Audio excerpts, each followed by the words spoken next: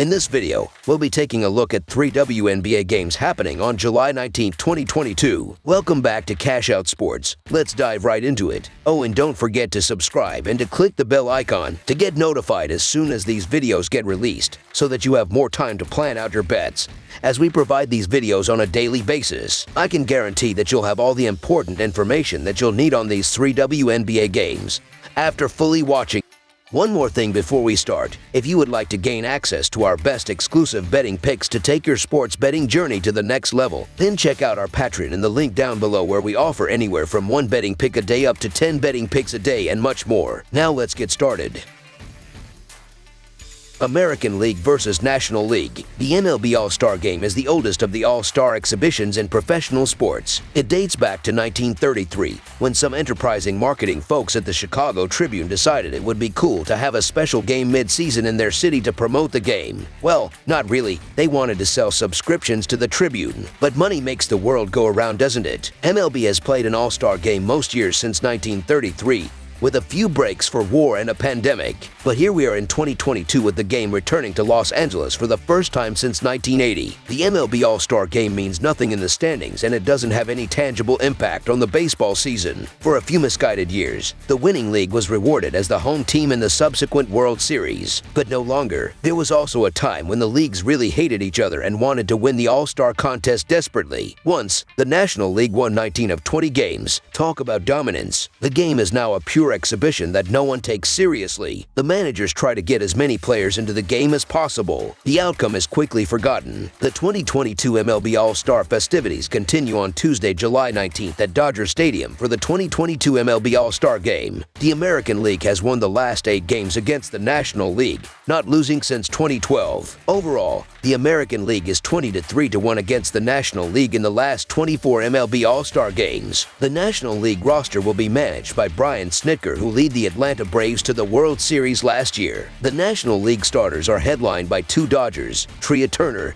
and Mookie Betts. Rounding out the outfield will be Ronald Acuna Jr. and Jock Pederson, 2 guys who have a ton of flair to their game. Catcher Wilson Contreras, first baseman Paul Goldschmidt, second baseman Jeff McNeil, and third baseman Manny Machado round out the starters. Bryce Harper and Jazz Chisholm were both also supposed to start but will miss the game because of injury. Some key reserves include Juan Soto, Pete Alonso, and the team's legacy player is Albert Pujols. Some of the pitchers for National League include Sandy Alcantara, Clayton Kershaw, Tony Gonsolin, Joe Musgrove, and Tyler Anderson. This is one of the more talented teams the National League has had in quite some time, and there should be some motivation to end the drought. For the American League, they will be managed by Dusty Baker. There are 2 Yankees starters with Aaron Judge and Giancarlo Stanton, and 2 Blue Jays starters with Alejandro Kirk and Vladimir Guerrero Jr. The other starters for the American League include the second baseman Andres Gimenez, third baseman Rafael Devers, shortstop Tim Anderson, outfield Byron Buxton, and designated hitter Shohei Ohtani. Jose Altuve and Mike Trout were both supposed to be starters but will miss the game because of injuries. Some other key reserves include Luis Ariz, Jose Ramirez, and J.D. Martinez. Some of the key pitchers for the American League is Shane McClanahan, Nestor Cortes, Martin Perez,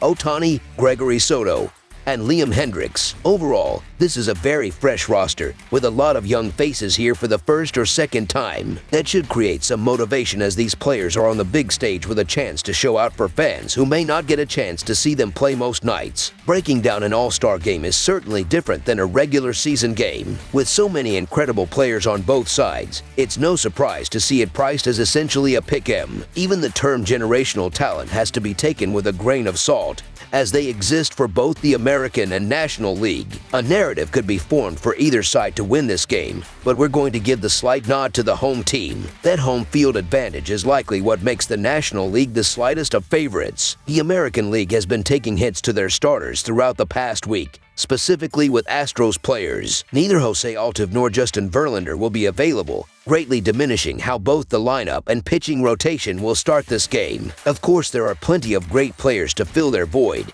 but it doesn't mean they're the caliber of guys on the opposite side. The National League will not only have Hall of Fame talent in those spots, but they'll also have the comfort of being in their home stadium. They should have Dodger Mookie Betts leading off their lineup and starter Clayton Kershaw on the mound. The roster around them seems deeper than that of the American League as well. The National League MVP race helps to illustrate that, as it's much more up in the the air than the two-horse race of Shohei Ohtani and Aaron Judge for the American League MVP. The reserves for the National League consist of some red-hot Braves and Mets players, while even the starters for the American League have guys from the Blue Jays and Angels who can't lead their team to wins. With Mike Trout being the latest to withdraw from the game, the American League continues to get weaker. The American League has won 8 straight games, but at some point, that streak has to change, and I expect it's going to be broken in this game. The bats are pretty similar across the board, but the National League does have the advantage on the mound. Guys like Alcantara, Kershaw, Gonsolin, and Musgrove are going to lock down, and that is going to be the difference as the National League gets the job done. So the National League money line is our full game side pick. While the side may be more of a toss-up situation, there should be more confidence in playing the total for the All-Star game. The number is set right at 8 runs, just about the perfect average number for a standard MLB game. However, this is no ordinary regular season game. This is a collection of all of the best bats in the world. Of course, there is an argument for both sides, as the pitchers involved are the best of the best as well. While that is true, it makes more sense to look at things with a more macro approach than the intense analytical numbers we often see. It is a great honor to be elected to play in this game,